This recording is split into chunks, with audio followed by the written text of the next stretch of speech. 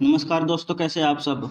आज की क्लास में एसएससी जीडी के प्रीवियस ईयर एग्जाम में पूछे गए प्रश्न हैं जो हर परीक्षा में हर बार पूछे जाते हैं, जिनको जानना आपके लिए अति आवश्यक है। तो इसी के साथ देखते हैं पहले प्रश्न को। Question number 1। 1526 ईस्वी में बाबर ने किस वंश के शासक को परास्त कर मुगल साम्राज्य की नींव डाली?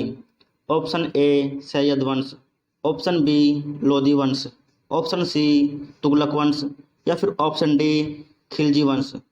तो दोस्तों इस क्वेश्चन का सही जवाब है ऑप्शन बी यानी कि लोधी वंश। इसके साथ साथ चलते अगले क्वेश्चन की ओर। Question number 2। पानीपत का प्रथम युद्ध कब हुआ?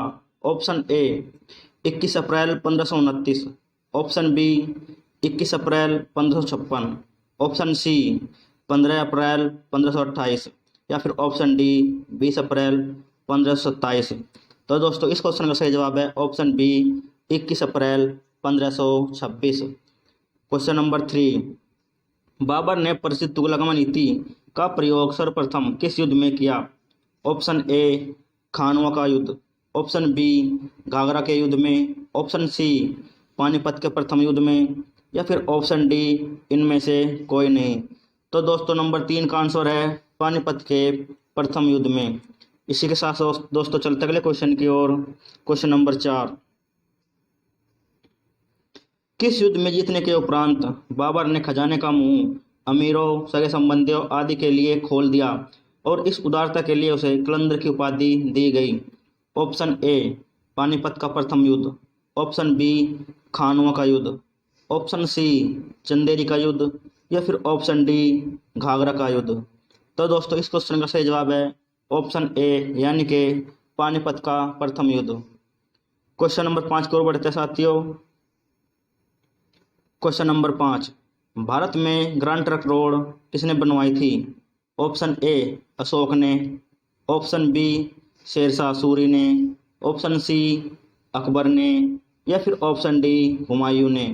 तो दोस्तों इस क्वेश्चन का सही जवाब है ऑप्शन बी यानी कि शेरशाह सूरी ने। साथ चलते अगले क्वेश्चन की ओर। Question number 6। गुजरात विजय की यादगार में अकबर ने किसका निर्माण कराया था? ऑप्शन ए बड़ा इमामबाड़ा, ऑप्शन बी बुलंद दरवाजा, ऑप्शन सी जामा मस्जिद या फिर ऑप्शन डी सिद्दी बशीर। तो दोस्तों इस क्वेश्चन का सही जवाब है ऑप्शन बी यानी कि बुलंद दरवाजे का। तो दोस्तों चलते हैं क्वेश्चन नंबर 7 की ओर, जो कि इस प्रकार है। आईने अकबरी एक महान ऐतिहासिक कृति निम्नलिखित में से किसके द्वारा लिखी गई थी? Option A Abul Fazal, option B Amir Khusro, option C Firoz Shah या फिर ऑप्शन डी अब्दुल रशीद। तो दोस्तों इस क्वेश्चन का सही जवाब है ऑप्शन ए यानी कि अबुल फजल। तो दोस्तों चलते हैं क्वेश्चन नंबर 8 की ओर।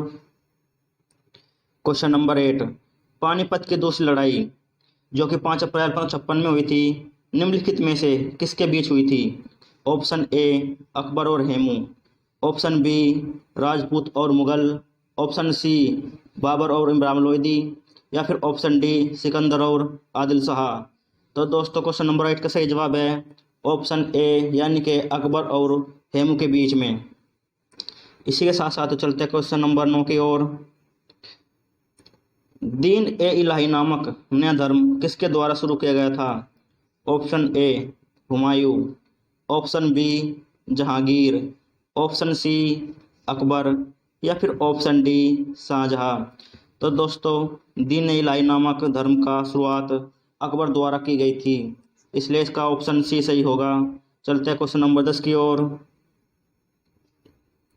Question number 10। प्रसिद्ध मुस्लिम शासिका चांद बीबी जिसने बरार को अकबर को सौंपा, निम्नलिखित में से किस राज्य से संबंधित थी? Option A Bijapur, option B Golconda, option C Ahmednagar या फिर ऑप्शन डी बरार। तो दोस्तों क्वेश्चन नंबर 10 का सही जवाब है ऑप्शन सी यानी कि अहमदनगर। इसी के साथ साथ चलते हैं अगले क्वेश्चन की ओर। Question number 11। मुगल प्रशासन व्यवस्था में मनसबदारी प्रणाली को किसने प्रारंभ किया? Option A Shahjahan, option B Akbar, option C Jahangir या फिर ऑप्शन डी बाबर। तो दोस्तों इस क्वेश्चन का सही जवाब है ऑप्शन बी यानी कि अकबर ने। इसी के साथ साथ चलते हैं क्वेश्चन नंबर 12 की ओर। क्वेश्चन नंबर 12, अपने काल का महान संगीतक तानसेन किसके दरबार में थे? Option A Jahangir, option B Akbar, option C Shahjahan या फिर ऑप्शन डी बहादुर शाह। तो साथियों इस क्वेश्चन का सही जवाब है ऑप्शन बी यानी कि अकबर के दरबार में तानसेन संगीतज्ञ थे। चलते हैं क्वेश्चन नंबर 13 की ओर। मुगल काल की राजभाषा कौन सी थी? Option A Urdu, option B Hindi, option C अरबी या फिर ऑप्शन डी फारसी। तो दोस्तों इस क्वेश्चन का सही जवाब है ऑप्शन डी यानी कि फारसी भाषा। इसी के साथ साथ चलते हैं क्वेश्चन नंबर 14 की ओर।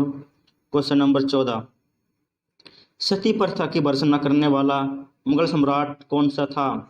Option A Babur, option B Humayun, option C Akbar या फिर ऑप्शन डी जहांगीर।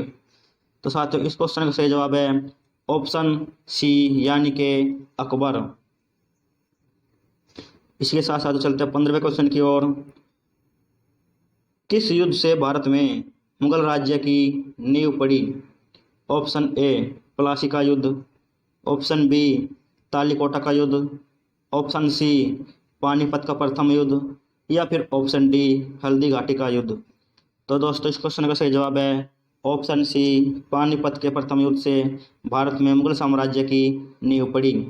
इसके साथ साथ दोस्तों चलते हैं अगले क्वेश्चन की ओर जो कि इस प्रकार है। क्वेश्चन नंबर 16, मुगल चित्रकारी किसके शासनकाल में प्रकाष्ठा चरमोत्कर्ष प्राप्त किया?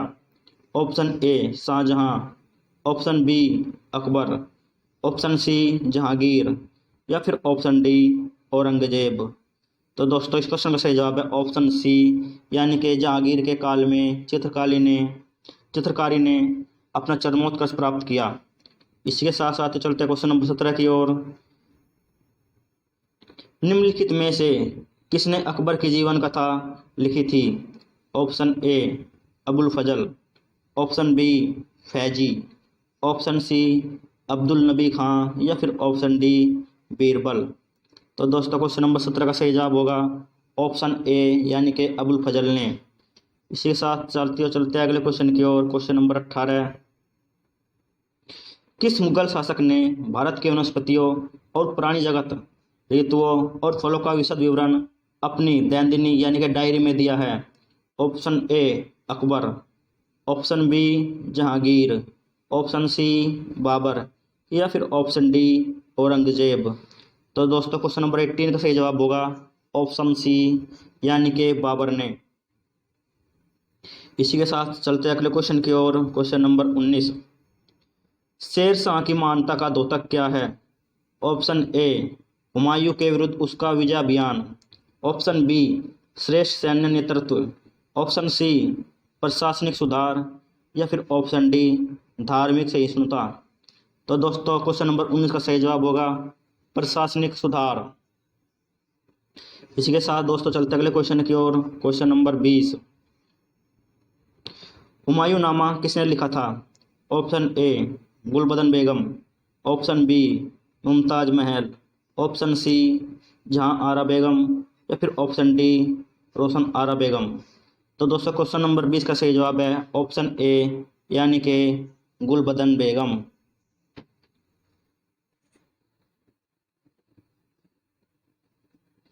तो दोस्तों ये थे सुपर फास्ट 20 क्वेश्चन। ये आपको कैसे लगे हमें कमेंट बॉक्स में ज़रूर बताएं तथा वीडियो को शेयर करना ना भूलें। इसी के साथ साथियों धन्यवाद।